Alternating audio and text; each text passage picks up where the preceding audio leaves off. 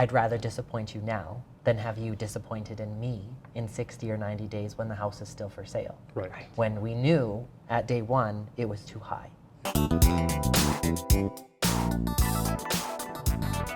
This is Edmonton Real Estate Today. I am your host, LeRoy Warden, and today I have with me two very special guests, Sheryl Stevens of Remax Real Estate and Brent Anderson of Maxwell Challenge Realty. Sheryl and Brent, I have to say welcome back. Thank you. Thanks for having me again. All right, guys. So we're here to discuss February market update. So the Real Estate Association released their stats for single-family homes at 446,000. Condos are 205,000, and duplexes are 322,000. Do these numbers indicate what me as a seller coming to the market would be able to sell my home for? I think that it gives you a good benchmark as to what's happening in our marketplace today, but it doesn't necessarily depict exactly what your community might be for your sale price. So if you are living in one community that has more properties available, you might be on the lower end of the pricing because there's more competition. Or if you're in a community that moves a little bit faster, there's not as much available, more desirability, you might be able to push that price point higher because there's less options and your market is moving faster. So you really have to kind of take a look at your neighborhood, not just the city and the market area for the board as this is the market. So get on board. No, and I think that's so true because especially with those numbers, it doesn't tell us anything about the style of home. So be it a bungalow or a two-story, those numbers can be completely different according to supply and demand, as well as communities, right? Like we were talking earlier would be like the difference between Glenora and Castle Downs. You can't compare those two marketplaces. So it's important for the public to call their realtor, sit down with them and get a sense of what's really happening in their own community. So again, how many bungalows are for sale compared to how many two-stories will again change what their number is going to be. Right. Yeah. So if I was someone who's already on the market, how could I use these numbers to help me get my home sold? Or would it influence it at all? I think again, just kind of, it's giving you a snapshot, like this is where the market is today. You're gonna have to chat with the realtor that you're on the market with, or Sheryl or myself, or whoever is there to guide you through that process as to what's happening in that market. Like those are the numbers from February. So did more sell in February than they did in January? Is the market picking up pace within your community?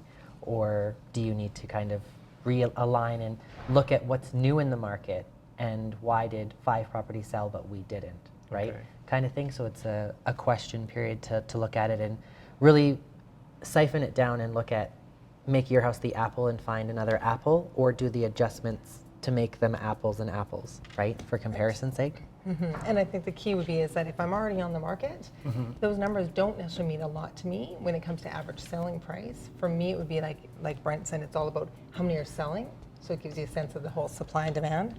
But really, as a realtor with my client who's been sitting on the market a little while, we need to reevaluate, are we not getting any showings at all? Or are we getting showings and we're not getting offers?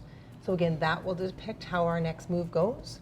Or pets are a big thing, right? Yes. If you get the same comment about kitty litter, maybe it's the question like, how do we, show your house better? Because today, as we know, in a market where there's a good opportunity for properties that are available, you have to show very well, right? To grab, you have 7 seconds to make an impression on somebody. So if they walk in and they smell kitty litter, that's what they're gonna remember, right? So if it's, like Sheryl said, the feedback and what kind of input you're getting from the people who are coming, or if nobody is coming, then you really need to ask why.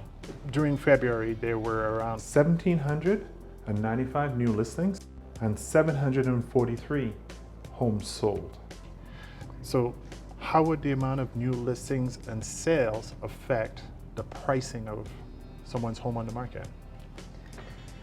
Again, like those numbers are good to know for somebody for what's new and what has sold. Yes. Then we also have to look at what's still on the market, right? So you have to have your total inventory, but knowing that just over 1,000 properties are selling and 2,500 are coming into the market, you have more inventory than sales. So your very typical supply-demand scenario, right? Yes. Typically, if supply is up, the demand is down. Prices also follow that same skew versus the other way around. So I would say you'd have to, again, just have that conversation, realign, make sure your marketplace for where you are is still on target.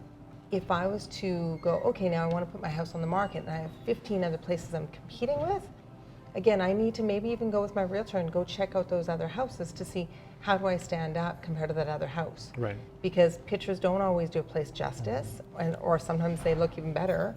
And it just comes down to, I need to know that if I walk into Brent's listing or you walk into my home, am I similar? Because if Brent's house and my house are the same square footage, but we're asking 30,000 difference, we got to figure out, again, why, right? And so if I want my house to sell before Brent's, then obviously I can't be 30,000 higher, right? Yeah, putting on your buyer's shoes from a seller standpoint to check out your competition, right? The dating game, see what else is out there, and what do they have? Maybe it's something like Sheryl said, like if you walk in and there's a $30,000 price difference, is it a lot scenario? Does one of those back onto a green space or a walking trail?